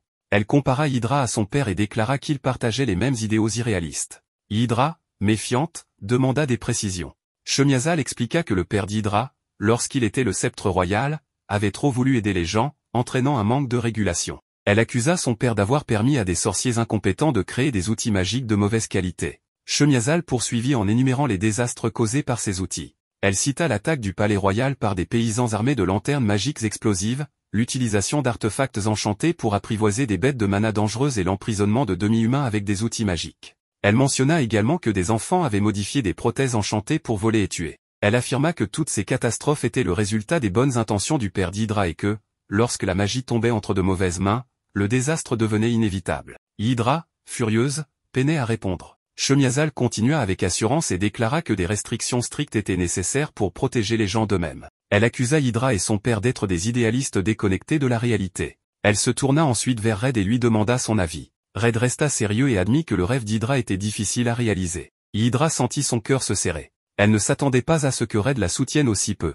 Elle se sentit trahie. Sans attendre davantage, elle invoqua son balai volant et s'éloigna du palais, refusant d'écouter une explication. Submergée par la colère et la déception, elle repensa à toutes les trahisons qu'elle avait vécues. Red refusa de la laisser partir. Il s'élança dans les airs et la poursuivit. Hydra, furieuse, lui cria de la laisser tranquille. Elle l'accusa d'avoir toujours trouvé son rêve stupide. Red, stupéfait, tenta de se défendre et affirma que ce n'était pas ce qu'il voulait dire. Mais Hydra, aveuglé par ses émotions, refusa d'écouter et accéléra. Red, déterminé, la rattrapa et la plaqua en plein vol. Ils s'écrasèrent tous les deux dans la neige. Allongé au sol, Hydra tourna son regard empli de déception vers Red. Elle lui reprocha d'avoir toujours prétendu être à ses côtés. Red ouvrit grand les yeux et déclara qu'il l'avait toujours soutenu depuis le jour de leur rencontre. Hydra serra les poings et lui demanda pourquoi il considérait son rêve comme difficile à réaliser. Red inspira profondément et répondit que c'était précisément parce que son rêve était difficile qu'il voulait l'aider à le réaliser. Il ajouta que les gens avaient des limites pour maintenir la paix et qu'ils avaient besoin de liens solides pour les soutenir. Après un moment de silence, ils remontèrent ensemble sur le balai volant et se dirigèrent vers le palais royal. Alors qu'ils survolaient la ville, Red déclara que pour maintenir la paix, ils auraient besoin de plus d'alliés et de liens plus forts. Il suggéra même que le sceptre royal pourrait les aider. Hydra grimaça et exprima clairement son agacement face à cette idée. Elle expliqua qu'il existait de nombreux outils magiques de mauvaise qualité qui pouvaient être utilisés en toute sécurité, à condition que les gens reçoivent une bonne éducation pour savoir comment s'en servir. Cependant, le sceptre royal cherchait à contrôler toute la technologie magique. Soudain, une idée lui vint à l'esprit. Et si elle ouvrait une école pour apprendre aux gens à utiliser les outils magiques en toute sécurité? Le visage de Red s'illumina et il lui suggéra d'en parler avec Shemiazal. Hydra se figea, surprise. Il voulait vraiment qu'elle travaille avec la personne qui avait pris la place de son père? Red sourit et lui répondit que c'était justement pour cette raison qu'elle devait collaborer avec elle. S'attendait-il vraiment à ce qu'elle s'allie avec sa plus grande rivale? Red lui demanda d'y réfléchir. Shemiazal voulait préserver et réglementer la technologie magique pour éviter les abus. De son côté, Hydra souhaitait enseigner aux gens comment l'utiliser de manière responsable, afin qu'ils ne soient plus dépendants de l'élite pour la contrôler. Si elles unissaient leurs forces, cela pourrait mener à un avenir encore plus extraordinaire que tout ce qu'Hydra avait pu imaginer. Hydra hésita un instant avant de lui demander s'il croyait réellement que c'était possible. Red hocha la tête avec assurance. Si elle parvenait à créer des liens, même avec ses ennemis, pour un bien plus grand, elle construirait un avenir bien plus incroyable que tout ce qu'elle avait jamais rêvé. Il ajouta qu'elle n'avait pas à s'inquiéter, car il serait à ses côtés à chaque étape pour l'aider à bâtir les alliances nécessaires à la réalisation de son rêve. Pendant qu'elle prend une bonne douche, la mage n'arrive pas à comprendre comment fonctionne exactement le métal de mana. Cela dit, ce métal lui rappelle beaucoup de souvenirs liés au protagoniste, car c'est grâce à lui qu'elle l'a rencontré. Soudain, elle prononce le nom Red, et immédiatement, le protagoniste apparaît devant elle, comme s'il venait de se téléporter. Cela n'a absolument aucun sens, et face à cette situation inattendue, Red panique, tombe et finit par s'évanouir sur le champ. Logi était seul sur un balcon, ses sens en alerte. Il avait senti quelqu'un approcher et s'était instinctivement préparé à attaquer. Lorsque la silhouette s'avança, il reconnut Red et fronça les sourcils, exprimant clairement son agacement. Red afficha un sourire et déclara qu'il venait le remercier pour l'avoir sauvé plus tôt. Il expliqua qu'il n'avait pas eu l'occasion de le faire avant. Logi croisa les bras et détourna le regard, répondant que ce n'était qu'un simple caprice. Red rit légèrement, soulignant que cela ne changeait rien au fait qu'il lui avait sauvé la vie. Après un court silence, Red observa Logi et lui fit remarquer qu'il était seul. Logi, les yeux fixés sur le ciel, expliqua qu'il réfléchissait à l'espace.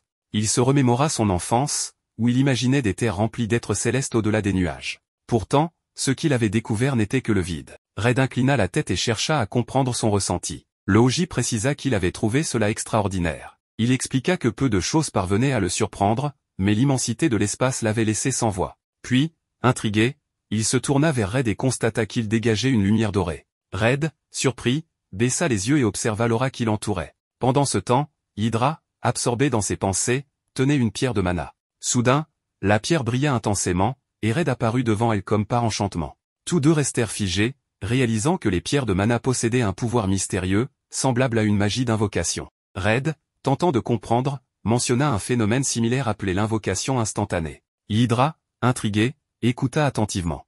Red expliqua que dans son monde, une équipe pouvait se téléporter vers un membre en danger grâce à cette capacité. Hydra, frissonnante, nota que ce pouvoir exigeait des liens solides entre les membres d'une équipe. Hydra ne comprend rien et veut savoir si la tenue du protagoniste, ses armes et tout ce qu'il possède ont aussi été créés à partir de cette énergie. Le protagoniste pense que oui, mais maintenant, elle veut savoir comment une force de création peut altérer quelque chose. Selon lui, un lien puissant crée une attraction qui brise les atomes d'un objet et les repositionne près d'un autre, ou quelque chose du genre. Hydra demande à Red si, avec ce pouvoir, il ne pourrait pas retourner dans son monde. Il pense que c'est possible, mais doute de pouvoir franchir les limites qui séparent les deux mondes. La mage n'arrête pas de penser à tout cela et dit au protagoniste que la relation entre lui, l'énergie des liens et le métal de mana est tellement fascinante qu'elle doit absolument tout savoir. C'est pourquoi, D'une manière un peu audacieuse, elle lui annonce qu'il doit se préparer à ne pas dormir cette nuit. Seul Dieu sait ce qui s'est passé entre ces deux-là. Le lendemain, Red, Hydra, la princesse et leurs compagnons se rendirent au palais impérial pour remettre leur rapport. L'empereur,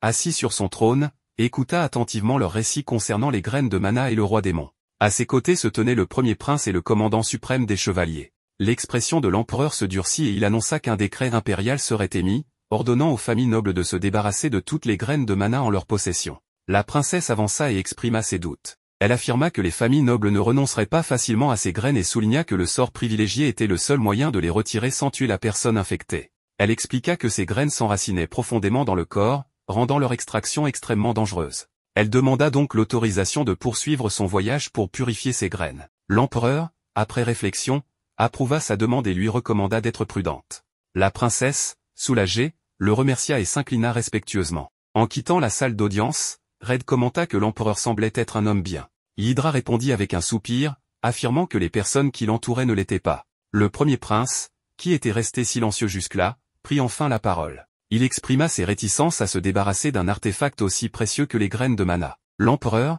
rappela à son fils le danger que représentaient ces graines, capables de ramener la reine démon. Le prince afficha un sourire et répliqua qu'il pouvait simplement la vaincre à nouveau. Le prince poursuivit, affirmant que les graines de mana pouvaient être utilisées pour soumettre la confédération des bêtes et en faire un état vassal. Il affirma que l'Empire pourrait ainsi unifier le monde et éliminer la menace des démons. La princesse rétorqua fermement que les démons savaient manipuler le pouvoir des graines de mana et qu'il serait imprudent d'introduire une telle énergie dans les forces militaires. Le premier prince ne se laissa pas déstabiliser et se tourna vers Shemiazal. Il lui demanda si les graines pouvaient être modifiées pour empêcher leur contrôle par les démons. Shemiazal confirma qu'elle ne permettrait leur utilisation qu'à condition de trouver un moyen de neutraliser les risques. Hydra, surprise, ne s'attendait pas à ce que Shemiazal soutienne le plan du prince. Le premier prince se tourna alors vers l'empereur et insista sur l'opportunité stratégique que représentaient ces graines. L'empereur, après un moment de réflexion, annonça sa décision. Toutes les graines de mana seraient confisquées à travers le royaume, et cette mission serait supervisée par Shemiazal et le premier prince. Il se tourna ensuite vers la princesse et lui confia la responsabilité des graines déjà utilisées et de celles dont les propriétaires refusaient de se séparer. Le premier prince adressa un regard moqueur à sa sœur et l'incita à partir accomplir sa tâche, lui recommandant de ne pas ternir l'honneur de la famille. La princesse répondit avec un sourire, bien que son expression trahît une légère tension. Elle assura à son frère qu'elle n'agirait en rien contre les intérêts de leur famille. Le premier prince l'observa attentivement. Il se remémora l'époque où elle n'était qu'une jeune fille insouciante, ignorante des codes royaux. À présent, il voyait en elle une femme posée et réfléchie. Soudain, il la questionna sur ses intentions vis-à-vis d'Altéo. La princesse se figea et répondit aussitôt qu'elle ne pourrait jamais remplacer leur frère. Plus tard, Hydra s'approcha de Shemiazal et lui demanda calmement si elle comptait réellement utiliser les graines de mana à des fins militaires. Shemiazal soupira et expliqua qu'en tant que sceptre royal, elle ne pouvait pas s'opposer directement à la famille impériale. Elle précisa qu'elle se contentait de suivre les ordres et que son seul objectif était d'assurer un contrôle total sur ces graines afin d'éviter qu'elles ne deviennent une menace. Hydra, toujours méfiante, lui tendit un document contenant une proposition de réforme du système de certification du royaume. Shemiazal parcourut les pages sans laisser transparaître d'émotion particulière. Hydra expliqua qu'elle avait pris conscience qu'elle ne pouvait pas changer le monde seule. Elle reconnut que de nombreuses personnes avaient souffert à cause des outils magiques non réglementés. Elle exprima sa volonté de travailler avec Shemiazal, alliant son autorité et son expertise pour aider le plus grand nombre. Shemiazal, d'un ton tranchant, coupa court à son discours et lui intima d'arrêter d'essayer d'imposer ses idéaux. Shemiazal afficha un sourire et ajouta que si Hydra voulait vraiment gagner sa confiance, il y avait quelque chose qu'elle devait accomplir. Hydra, méfiante, se tint prête à écouter. Shemiazal, toujours amusé, lui assura que cette tâche correspondrait parfaitement à ses principes. Le groupe traverse le désert en direction de la forêt du soleil, où vivent les elfes ancestraux. Cependant, ces derniers semblent s'être disputés avec les habitants des colonies voisines. Le protagoniste est intrigué par le terme elfes ancestraux, et Hydra lui explique qu'il pourrait en savoir plus sur le héros d'il y a 1000 ans. Cependant, leur véritable objectif est d'enquêter sur un elfe utilisant un pouvoir étrange, afin de déterminer s'il s'agit d'une graine de mana. À leur arrivée, le protagoniste est surpris de découvrir une forêt remplie de cactus. Hydra explique que la région était autrefois plus riche et possédait une flore variée, mais la reine démon l'a transformée en désert après avoir été offensée par ses habitants il y a plus de 1000 ans.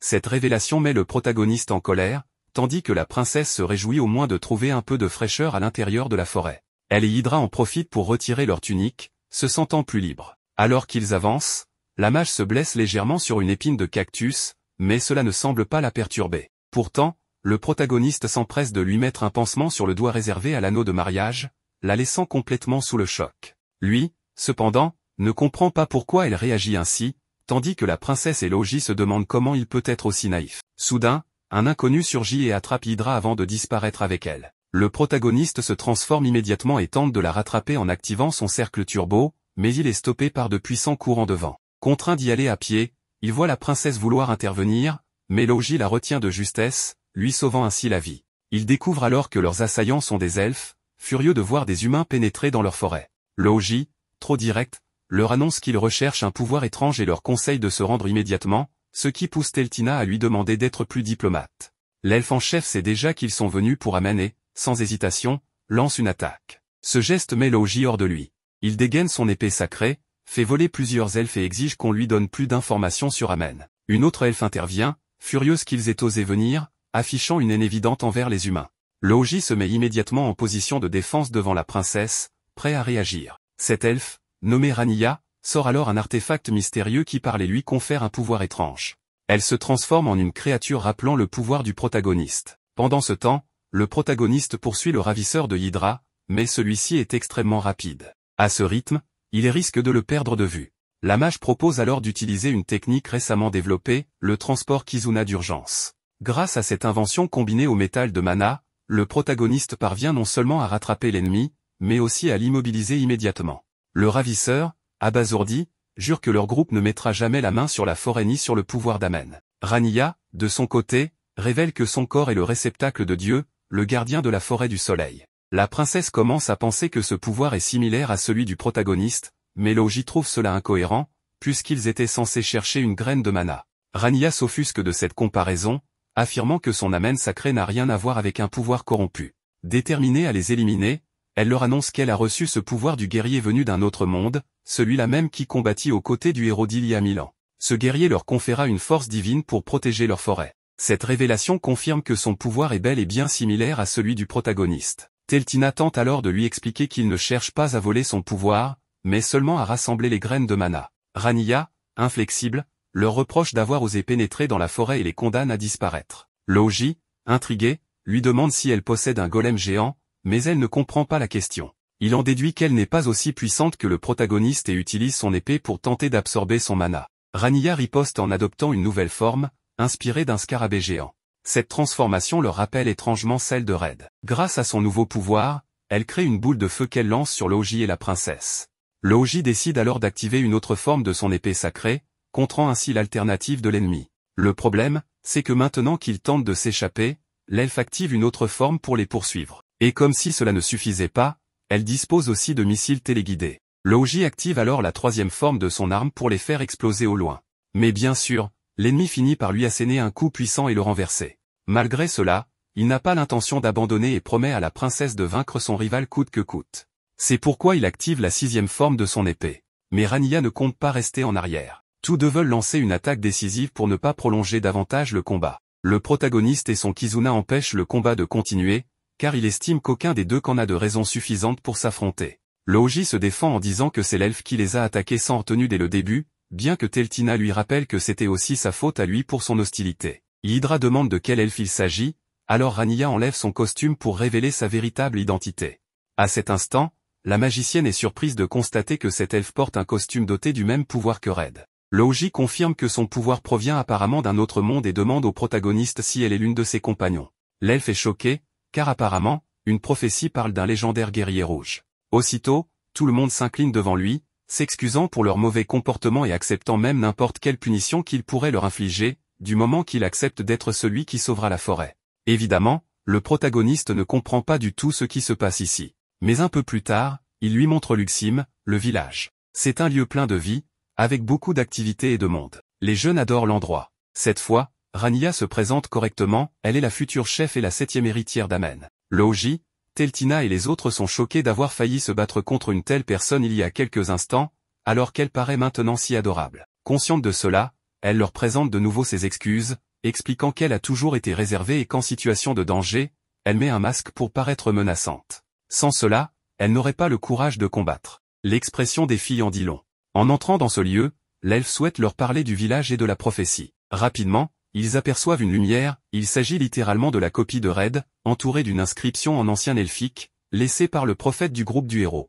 Il est écrit, lorsqu'un grand danger menacera la forêt, un guerrier rouge venu d'un autre monde apparaîtra pour éviter la catastrophe et ramener la paix. Red demande de quel danger il s'agit. L'elfe suppose qu'il s'agit du propriétaire de la graine de mana, un certain Azir, seigneur de la ville de Kukja. Teltina a entendu dire que cette ville s'est enrichie grâce à l'extraction de cristaux magiques. L'ancien seigneur est mort dans une révolte il y a plusieurs années, et depuis cet événement, son fils Azir a pris le contrôle de la ville grâce à sa magie redoutable, il transforme en sable tout ce qu'il touche et peut le manipuler. On raconte qu'il tente d'envahir la forêt, ce qui complique grandement la situation.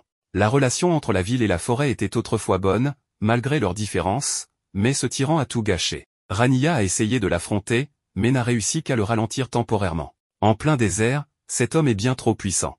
Avant de partir, Azir a averti que s'il lui jurait allégeance, il leur laisserait la vie sauve. Mais s'il refusait, il détruirait la forêt jusqu'à ce qu'il ne reste plus rien ni personne. Les filles comprennent alors pourquoi les elfes étaient si méfiants à leur arrivée. Rania sait qu'elle n'a pas le droit de leur demander de l'aide, mais elle leur implore de coopérer avec eux pour stopper une menace aussi grande que le maître du sable. Red accepte immédiatement, affirmant que s'il y a des gens en détresse, il leur tendra la main sans hésiter. Teltina accepte aussi, ne pouvant tolérer que quelqu'un n'abuse du pouvoir de la graine de mana pour commettre autant d'atrocités. Logi est encore un peu amer à cause des coups qu'il a reçus, mais lui et tout le groupe acceptent également de collaborer. Le protagoniste demande à l'elfe qui était le prophète de la prophétie, et elle explique qu'il faisait partie du groupe du héros Amen Ier. Cependant, si quelqu'un peut en dire plus sur le grand héros, c'est la Grande Ancienne, une sage qui vit depuis cette époque. Le problème, c'est que la Grande Ancienne dort depuis plusieurs siècles, et son réveil pourrait prendre encore des décennies. Hydra demande à Red s'il est plus curieux du prophète ou d'Amen Ier. Il répond que chaque fois qu'il entend une prophétie, une personne bien précise lui vient en tête. Pendant ce temps, aux abords de la forêt, un groupe d'individus porteurs de graines de mana se prépare avec impatience. L'heure de la chasse aux elfes a sonné.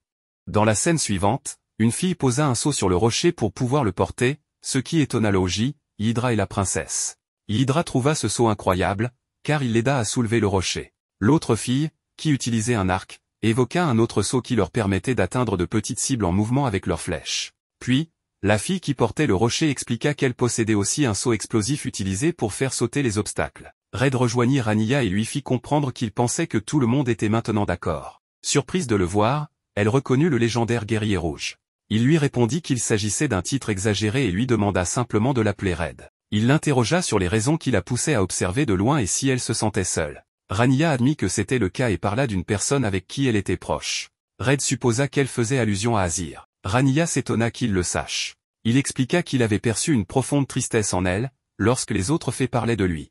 Il chercha à savoir s'ils étaient proches. Rania confirma en racontant qu'elle avait visité Kukja avec ses parents et avait beaucoup échangé avec lui. Se remémorant ses souvenirs, elle évoqua leur lien étroit, même s'il était imprudent.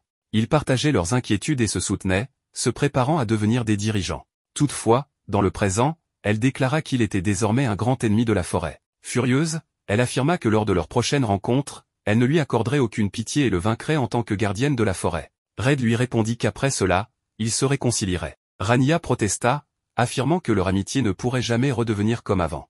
Red lui raconta alors son passé. Il avait combattu un ami proche et, après avoir épuisé toutes leurs forces, ils avaient fini par nouer un lien encore plus fort. Il expliqua que les relations pouvaient évoluer et se reconstruire sous une autre forme. Rania, intriguée, se demanda si cela était vraiment possible. Red confirma et lui expliqua que lorsqu'ils auraient vaincu Azir, ils décideraient ensemble de son sort. Rania trouva son discours étrange, le jugeant naïf mais réconfortant. Elle lui demanda alors de lui raconter davantage son histoire. Pendant ce temps, Hydra expliquait à l'une des fées qu'elle avait appris beaucoup de choses et compris que les sceaux étaient essentiels à leur mode de vie. La princesse ajouta que leur mode de vie ressemblait à celui d'Hydra. Hydra chercha Red du regard, et Logi lui indiqua sa position.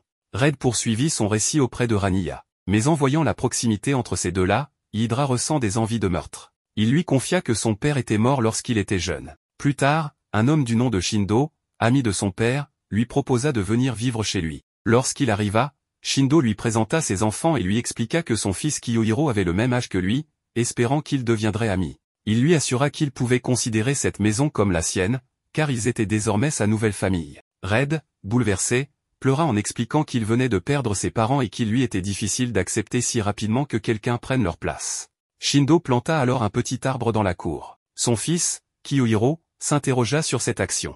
Shindo lui expliqua qu'il avait planté cet arbre pour marquer l'arrivée de Red et qu'ils grandiraient ensemble. Kiyohiro dit alors à Red qu'il ne devait pas se presser de les considérer comme sa famille, mais qu'il pouvait accepter son amitié sincère. Il lui tendit la main et Red la serra. Après cela, Red et Kiyohiro devinrent très proches. Kiyohiro le protégeait des ennuis à l'école, surtout après son transfert. Une fois, il avait été exposé au feu et une autre fois, fouetté, mais Kiyohiro l'avait toujours défendu. Lorsqu'il fut battu par 2 garçons parce qu'il était un nouvel élève, Kiyohiro intervint et les menaça d'aller voir leur professeur. Revenant au présent, Red trouvait cela merveilleux. Raniya trouva son récit étrange et lui demanda si Kiyohiro s'était déjà battu. Red lui expliqua que Kiyohiro détestait la violence. Hydra, voyant Red discuter avec Raniya, ressentit une grande colère. La princesse tenta de la calmer. Le Hoji plaisanta en disant à la princesse que c'était une maladie affectant ses yeux et qu'il valait mieux éviter de s'approcher d'elle. La princesse répondit que ce n'était pas une maladie, mais plutôt des affaires de filles. Red continua son histoire, expliquant que Kiyohiro était très intelligent à l'école. Lorsqu'ils participèrent à une pièce de théâtre, Red joua un arbre tandis que Kiyohiro interprétait le rôle du prince. Ils eurent quelques conflits mineurs, notamment quand Red mangeait la nourriture de Kiyohiro ou restait trop longtemps dans la salle de bain. Malgré cela, ils étaient inséparables et travaillaient souvent ensemble sur leurs devoirs. Puis, il lui dit que l'arbre avait grandi et qu'il était lui aussi devenu lycéen, entrant dans le même établissement que Kiyohiro. Leur lien s'était renforcé, et ensemble, ils remportèrent des compétitions. Kiyohiro lui souriait toujours et l'encourageait. Voulant l'aider à son tour, il le soutint lorsqu'il se présenta au conseil des élèves et incita les autres étudiants à voter pour lui, jusqu'à ce qu'il remporte l'élection. Puis, il revint au présent et leur annonça qu'un terrible événement s'était produit.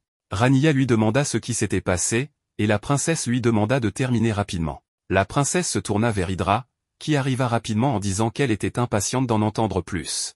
Red leur raconta que lorsqu'ils étaient à l'école, un énorme monstre était apparu. À ce moment-là, il s'était transformé en super-héros et avait frappé le monstre, le détruisant complètement. Ensuite, Kiyohiro avait participé à une compétition de piano, et Red l'avait encouragé. À ce moment-là, il avait remporté la compétition et ils étaient allés le féliciter, mais Red n'était pas avec eux. Il était arrivé en retard, mais avait perdu connaissance en revenant d'un grand combat.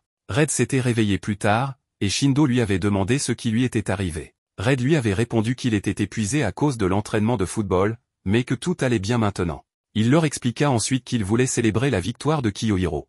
Mais Shindo lui répondit qu'il devait d'abord prendre soin de sa santé. Puis, Red leur révéla qu'après cela, l'arbre qui le liait à cette famille avait commencé à se flétrir. Un jour, les gens vivaient en harmonie, se respectant les uns les autres. Mais un gigantesque monstre apparut et répandit un poison dans l'air, semant la discorde parmi eux. Red arriva rapidement et fit face au monstre, lui demandant qui il était. La créature se présenta comme Solidaire Killer, et qu'il était responsable du mal et de la haine qui rongeaient les relations humaines. Il invoqua ensuite une armée de petits monstres qui encerclèrent Red. Red appela alors ses amis héroïques à l'aide. Ensemble, ils se transformèrent en guerriers et engagèrent le combat. Red élimina plusieurs monstres avec son arme spéciale. Le héros bleu attaqua avec son épée, le héros vert utilisa des pouvoirs liés à la terre, le héros rose et le héros jaune contribuèrent à repousser l'ennemi avec leurs propres attaques. Le monstre principal tenta d'attaquer Red, mais celui-ci esquiva habilement. Après plusieurs échanges de coups, le monstre asséna une frappe puissante, à laquelle Red répondit par un coup tout aussi violent. L'impact provoqua une explosion, laissant Red épuisé. À ce moment-là, Kiyohiro fit son apparition. Red, surpris, remarqua qu'il était blessé. Kiyohiro refusa tout soin, expliquant que sa souffrance nourrissait sa haine. Sous les yeux stupéfaits de Red, Kiyohiro se transforma en monstre. Un autre être maléfique surgit d'un portail et se présenta sous le nom de Traizoni. Red lui demanda ce qu'il avait fait à Kiyohiro. Traizoni déclara qu'il l'avait remodelé grâce à la ceinture du néant, faisant de lui le destructeur des liens. Soudain, Kiyohiro attaqua Red, qui esquiva en lui ordonnant d'arrêter. Kiyohiro répondit qu'il agissait de son plein gré, reprochant à Red d'avoir toujours été un obstacle. Il affirma que son père avait toujours préféré Red à lui et que même sa sœur lui accordait plus d'attention. Kiyohiro s'approcha et déclara que leur amitié était terminée. Red refusa cette idée, insistant sur le lien qui les unissait. Kiyohiro, cependant, attaqua violemment et repoussa Red, le forçant à reprendre sa forme normale. Traizoni lança alors un dispositif de transformation à Red, lui imposant la même malédiction que Kiyohiro. Transformé en monstre, Red sembla un instant céder, mais il attrapa la main de Kiyohiro et déclara qu'ils n'étaient pas des monstres, mais des amis proches. À la stupeur de Traizoni, Red brisa la malédiction. Il se remémora leur première rencontre et frappa Kiyohiro, affirmant qu'il était une personne attachée aux liens plus que quiconque. Traizoni se moqua, expliquant que la force des liens humains générait aussi de la négativité. Un portail s'ouvrit, projetant un rayon sur Kiyohiro, le transformant en monstre géant. Kiyohiro attaqua la ville avec des rayons destructeurs, forçant Red et ses amis à unir leurs forces. Ensemble, ils fusionnèrent leur énergie pour créer une entité géante et affrontèrent Kiyohiro. Kiyohiro riposta avec des attaques violentes, mais une autre entité géante apparut soudainement pour le stopper. Après un combat intense, Kiyohiro fut vaincu, et l'harmonie revint parmi les habitants. Traizoni disparut aussitôt. Kiyohiro, affaibli, admit sa défaite. Red lui rappela que c'était grâce à leur lien d'amitié qu'ils avaient triomphé. Kiyohiro, toutefois, doutait que leur relation puisse redevenir comme avant après sa trahison. Red lui affirma qu'il était toujours possible de reconstruire un lien. Il lui tendit la main et Kiyohiro finit par l'accepter. Dans le présent, Hydra trouva cette histoire incroyable. La princesse la trouva émouvante. Red ajouta que Kiyohiro avait rechuté 13 fois avant de finalement retrouver son véritable moi. Soudain, une feuille de papier tomba sur la princesse et l'enferma à l'intérieur. Hydra fut piégée de la même manière. De nombreux papiers tombèrent, emprisonnant plusieurs personnes, laissant Red et Rania sous le choc. Yuji ramassa les papiers après avoir absorbé les guerriers et les fées, puis en jeta quelques-uns, affirmant qu'il n'en voulait pas. Louji l'attaqua, mais Yuji esquiva et lui rappela la présence des otages. Louji déclara que la mort de Yuji mettrait fin à la malédiction et libérerait la princesse. Yuji lui montra alors la princesse avant que Louji ne soit absorbée par une autre carte. Furieuse, Rania affirma qu'elle ne supportait pas de voir les habitants souffrir. Elle proclama ensuite que les criminels ne s'en tireraient pas impunément. Azir s'approcha et lui fit remarquer qu'elle n'avait pas changé, incapable de cacher ses émotions. Avant la bataille, Rania lui rappela qu'il avait autrefois voulu la coexistence entre humains et demi-humains. Azir confirma qu'il poursuivait cet objectif, mais qu'il voulait désormais asseoir sa domination avec un pouvoir absolu. Il lui proposa de se soumettre en échange de la libération des captifs. Rania refusa et demanda à Red de se transformer. Red accepta immédiatement et déclara qu'il ne laisserait pas la situation dégénérer. Rania se transforma également. Red donna à Azir une opportunité de s'excuser, mais ce dernier annonça qu'il attendrait Red dans les ruines du dos pour régler leur conflit. Red exprima sa détermination à le suivre, et Rania l'y conduisit sur sa moto à vapeur. À leur arrivée, un monstre leur barra la route et leur interdit le passage. Red et Rania l'attaquèrent ensemble et le vainquirent. Alors qu'ils allaient repartir, Yuji leur bloqua le chemin. Il se déclara prêt à les affronter. Red visa Yuji avec son arme et affirma qu'il devait le neutraliser pour libérer ses amis. Yuji révéla alors les cartes contenant les amis de Red et les plaça devant son arme, l'empêchant de tirer. Yuji profita de l'hésitation de Red pour lui lancer un sort de piège à ours géant. Il affirma que, même à deux, il ne pouvait pas le vaincre. Hydra lui répondit avec assurance et lança un sort d'explosion sur Yuji. Surpris, Yuji ne comprit pas comment elle avait pu utiliser sa magie en étant piégée. Hydra expliqua qu'elle s'était accrochée à la frontière du sort et avait gravé un sceau magique sur lui. Elle ajouta qu'elle était habituée aux explosions et qu'elle n'avait aucun effet sur elle. L'explosion libéra les captifs. La princesse utilise sa graine de mana, faisant sortir son loup gigantesque qui dévora Yuji et sa graine de mana. Pendant ce temps, Fidan informa Azir de la mort de Yuji et de l'échec du plan. Azir resta calme et estima que ses soldats avaient accompli leur devoir. Fidan souligna que le résultat obtenu était insuffisant. Azir expliqua que ce lieu lui permettait d'affronter Rania sans causer de destruction. Fidan critiqua cette approche qu'il trouvait naïve et insista sur la valeur de son propre travail. Azir le remercia, et Fidan décida de retourner à Kocha, laissant Azir affronter Red. Red et Rania atteignirent Azir, mais ce dernier invoqua une main géante qui détruisit la moto à vapeur. Il fit apparaître un monstre qui répandit du sable, entraînant la disparition de Louji, de la princesse et d'Hydra. Red tenta de sauver Hydra, mais n'y parvint pas.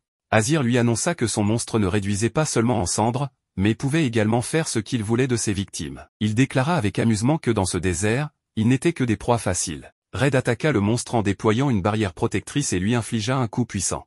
Azir réinvoqua immédiatement la créature. Rania la blessa à son tour, mais elle tenta de l'attraper. Rania esquiva et riposta avec une série d'attaques rapides. Red et Rania unirent leurs forces et attaquèrent ensemble, mais le monstre libéra des ondes magnétiques qui ralentirent leur mouvement, facilitant leur capture. Azir exprima sa surprise face à leur faiblesse et affirma qu'il s'attendait à un combat plus difficile. Red observa que leur mouvement avait été entravé et en conclut qu'Azir manipulait le temps. Il se libéra de force et comprit qu'Azir ne pouvait pas réduire les êtres vivants en cendres. Pendant ce temps, la princesse, Louji et Hydra explorèrent l'endroit où elles avaient été transportées. Hydra illumina la pièce et découvrit de nombreux cadavres, puis des momies les attaquèrent. Louji affirma qu'elle venait d'entrer dans un repère de monstres. De retour à Red et Azir, ce dernier confirma qu'il était difficile de réduire les vivants en cendres, mais il se déclara toujours invaincu grâce à sa bête. Il ordonna à Red d'accepter sa domination. Red l'accusa d'être corrompu par la graine de mana et l'avertit du danger qu'elle représentait. Il expliqua que si son pouvoir devenait incontrôlable, il se transformerait en bête de mana. Azir ignora son avertissement et ordonna à sa créature de lancer un sort de sable sur Red, le faisant disparaître à son tour. La scène se tourne vers Hydra et Louji. Louji lança une attaque de feu sur les momies, au même moment Red tomba dans les flammes et se brûla. Malgré cela, il parvint à vaincre les momies. Pendant ce temps, Rania fit exploser la main de la bête pour s'échapper. Elle rappela à Azir qu'il n'avait pas écouté Red lorsqu'il l'avait averti du danger de la graine de mana. Azir reconnut le danger, mais affirma être prêt à prendre des risques. La bête attaqua Rania, mais elle esquiva et insista sur le fait que l'utilisation prolongée de ce pouvoir le transformerait en bête de mana. Azir rejeta cette possibilité, affirmant qu'il ne craignait rien tant que la graine ne se retournait pas contre lui. Il remarqua que Rania avait repris son ton habituel et lui fit remarquer qu'elle n'avait pas changé depuis leur première rencontre. Rania déclara avoir changé, en partie à cause d'Azir. Elle se remémora leur première rencontre, lorsqu'il avait tenté de faire connaissance avec elle en la saluant comme la future gardienne. Il lui avait tendu la main, mais elle l'avait ignoré et était partie. Azir s'était excusé pour son manque de respect et avait admis qu'il ne connaissait pas son âge, mais l'avait supposé proche du sien. Rania lui avait alors révélé que leur longévité avait diminué depuis la destruction de l'arbre sacré par la reine démoniaque, réduisant leur espérance de vie à quelques années de plus que celle des humains. Puis, elle avait disparu en sautant d'un passage. Plus tard, alors qu'Azir se promenait, un masque tomba sur lui. Il le ramassa et reconnut qu'il s'agissait de celui de la fille. Alors, il monta sur un cactus géant et trouva Rania, endormie sans son masque. Lorsqu'elle se réveilla, une bourrasque d'air les fit chuter tous les deux. Rania chercha immédiatement ses masques, et Azir lui tendit ceux qu'il avait ramassés. Elle les remit et se transforma en princesse sauvage, lui reprochant de lui avoir pris ses masques. Azir s'interrogea sur cette transformation et lui demanda pourquoi elle changeait en les portant. Rania expliqua que sa véritable nature était anxieuse et peureuse, qu'elle n'était pas digne d'être une gardienne. On lui avait donné ses masques pour compenser ses faiblesses, chaque masque modifiait sa personnalité, lui permettant d'être calme ou impitoyable. Azir assimila cela à une modification artificielle de la personnalité et déclara préférer sa véritable nature. Rania répondit qu'en l'absence de masque, elle ne faisait que pleurer. Azir estima que pleurer n'était pas un problème, que c'était une expression de sa gentillesse et de sa responsabilité. Il l'encouragea à être forte à sa manière et à croire qu'un jour, elle n'aurait plus besoin de ses masques pour être reconnue. Surprise, Rania se demanda si elle pourrait devenir forte sans eux.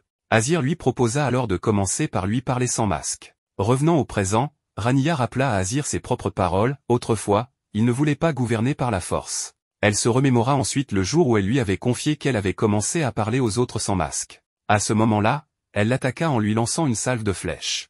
Elle se souvint aussi de son désir de porter le masque du guerrier pour aller chasser, ce à quoi Azir lui avait répondu qu'elle en avait besoin. Rania déclara qu'il l'avait toujours encouragée, puis elle porta un coup puissant à la bête. Elle lui rappela qu'il souhaitait la paix entre humains et demi-humains, pas seulement dans la cité de Kocha, et qu'elle l'avait soutenu pour qu'il réalise son rêve. Cependant, elle reconnut avoir changé à cause de lui. Elle se souvint également du moment où il lui avait demandé son aide pour atteindre son idéal et où elle avait accepté. Rania invoqua un sort pyramidal et attaqua la bête, mais celle-ci émit des ondes qui la paralysèrent. Red et le reste de l'équipe émergèrent alors du sol et découvrirent Rania à terre, sous le contrôle d'Azir, qui s'était emparé de son pouvoir. Azir déclare qu'elle ne pourra plus jamais le vaincre, car sa magie lui appartient désormais. Il affirme que plus rien ne peut l'arrêter. C'est alors que Red fait son apparition et dit qu'il va l'arrêter et protéger tout le monde. Hydra, de son côté, tente de soigner Rania. Celle-ci demande alors à Red de stopper Azir à tout prix. Red la rassure en disant qu'il va s'en charger.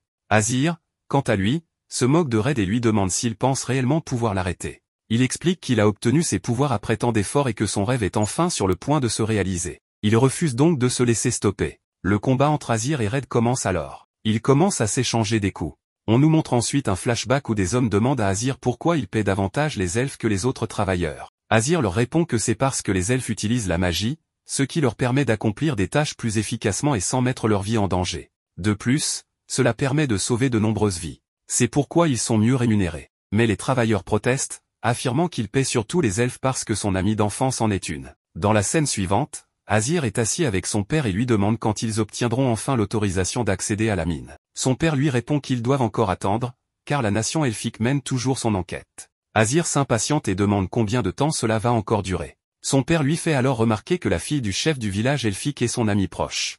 Azir répond qu'ils ne sont que des amis, rien de plus. Mais son père insiste et lui dit qu'il n'aurait aucun problème avec le fait que Azir épouse une demi-humaine. En fait, il verrait cela d'un bon œil, car cela unirait les deux nations et créerait un monde où humains et demi-humains vivraient ensemble en harmonie. Azir semble réfléchir à cette idée, mais avant qu'il ne puisse répondre, la scène change. On retrouve alors Azir en plein combat contre Red, utilisant ses pouvoirs magiques pour l'attaquer. Les deux combattants changent constamment de stratégie. Hydra observe le combat et réalise à quel point les affrontements dans cet autre monde sont impressionnants. Red dégaine son épée, prêt à combattre. Azir active ses pouvoirs et déclare qu'il a les mêmes capacités dans l'autre monde et peut aussi les utiliser ici. Azir invoque un immense monstre. Red est sous le choc. Logi intervient, tranche l'un des bras du monstre, mais celui-ci, fait de terre, se régénère instantanément. Azir ricane et affirme que peu importe le nombre d'ennemis, cette créature les affrontera tous. Il change de forme, saisit Red, le plaque violemment au sol et utilise sa magie pour immobiliser Red, Hydra et Rania.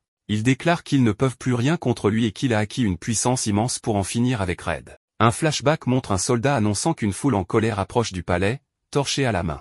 Le père de Azir se lève pour aller leur parler. Azir insiste pour l'accompagner, mais son père refuse, affirmant que c'est lui le souverain et que Azir doit se cacher. Azir est contraint de partir. Son père affronte seul la foule et tente de les apaiser en leur proposant de l'écouter. Personne ne l'entend. Il l'attaque et le tue sous les yeux de Azir, qui s'effondre de douleur. Rania envoie une lettre à Azir, bouleversée par la nouvelle. Elle lui promet de l'aider à reconstruire son royaume et de surmonter cette épreuve ensemble. Azir est condamné. Le peuple remet en question sa capacité à diriger la nation. Perdu, il cherche un moyen d'unir tout le monde. Un homme mystérieux lui murmure qu'il aura besoin de pouvoir. L'homme se présente comme son majordome. Azir est surpris. L'homme l'hypnotise, lui tend une étrange graine et lui ordonne de la manger. En l'avalant, Azir sent une force obscure grandir en lui. Luck intervient et propulse Azir au loin.